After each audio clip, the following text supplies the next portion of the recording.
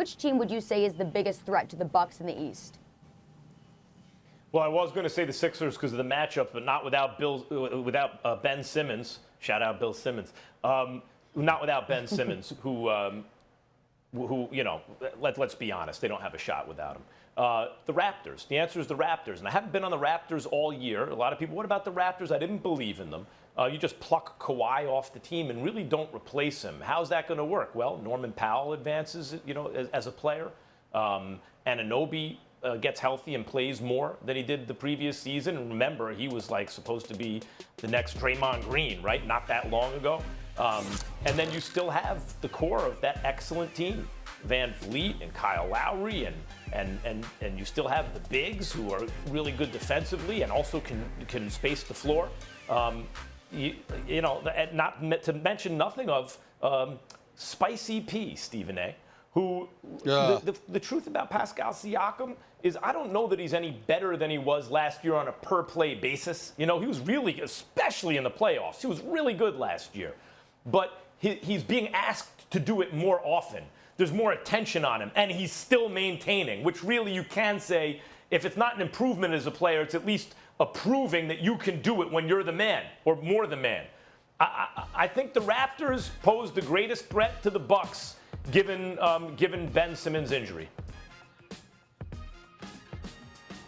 Go ahead, Perk. I have Toronto coming out of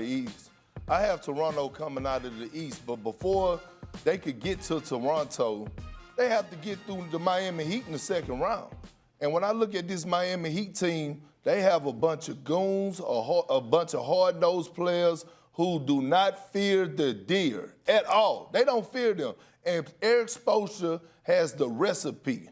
He has the recipe to beating them. He's proven it during the regular season. Like I said, they played them exceptionally well without Jimmy Butler and Goran Dragic down there in the bubble. Jimmy Butler is on a mission. They have multiple guys that they could throw at Giannis, from Jimmy Butler to Jay Crowder, Andre Iguodala, Bam Adebayo. And by the way, when the Miami Heat get hot, they got dangerous weapons. They're number one in the league in three-point shooting. They got Jimmy Buckets, who's known to step up in the big moments. Bam Adebayo, who's one of the most versatile bigs. So before we could advance them to the Eastern Conference Finals, they got to make sure they get through the second round. That's the Miami Heat, because the Miami Heat want all that smoke with the Milwaukee Bucks. All of it. All of it. Well, listen, I can't knock that because all throughout the year before the bubble took place, I've been talking about Miami and how you got Duncan Robinson and Hero. They'll pull up from the parking lot, and we know the leadership of Jimmy Butler and Bam Adebayo and the way that they've been playing, and Eric Spoelstra can coach his tail off. We get all of that. But I'm going to tell you, as I've watched the Toronto Raptors, particularly in bubble play, first of all, they were the first to arrive in the bubble. They were on a mission. Masai Ujiri, the clear leader of this franchise. I don't know about anybody else, but Nick Nurse is my coach of the year. I mean, when you consider what this man does. He's mine too. Thank you. When you consider what this man does in terms of switching lineups, switching defenses, going zone, 2-3 zone, throwing boxing ones like he did on Steph Curry in the finals. And then you look at the personnel that they have available. You got Van Vliet stealing passes, deflecting passes. You got Kyle Lowry, one of the best at drawing offensive fouls. You've got their athleticism and their ability to get out on wings and really defend three-point shooting. Plus, they've got size and defensive prowess in the interior with Gasol and Ibaka. And then you take into account the perimeter shooting that they give you. Yes, they lost Kawhi Leonard, but they got Anunoby. He's no Kawhi Leonard, but he's a nice athlete. He's athletic. He can finish in the open court. He can do some things. Pascal Siakam has really emerged as an offensive leader of this franchise. Collectively, what they do defensively, when you consider the ingredients that come with being a champion, their ability to defend and hit perimeter shots, the combination of the two makes them a profound threat. I get where you're coming from, Perk, in terms of saying that, you know what, they'll probably come out of the East, but Milwaukee would face Miami before they even get to Toronto. I just think with this physical as Milwaukee can be, along with their defensive prowess. Of course, Miami gets hot. They can take out anybody. But do you anticipate that in a best of 7? 2 or 3 games they might do that. That fourth game, maybe not so much. That's why I would say Milwaukee ultimately would probably meet Miami, even though I think Miami could push Milwaukee to a 7th game. Yeah, Perk, they're big on heart, but they're a little short on height to deal with Milwaukee, I think. Well, Max, first of all, listen, I got the Toronto Raptors coming out. And by the way, height don't mean anything. Because if you look at the Toronto Raptors, they start a backcourt that's the smallest backcourt in the NBA. So height don't mean nothing. And they rank number 3 defensively, number 1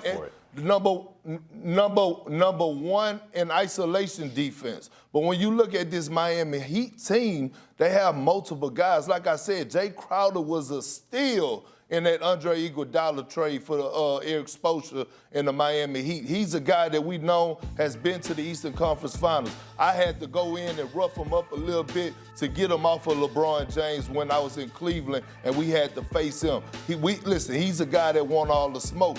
I'm not saying Miami is my pick.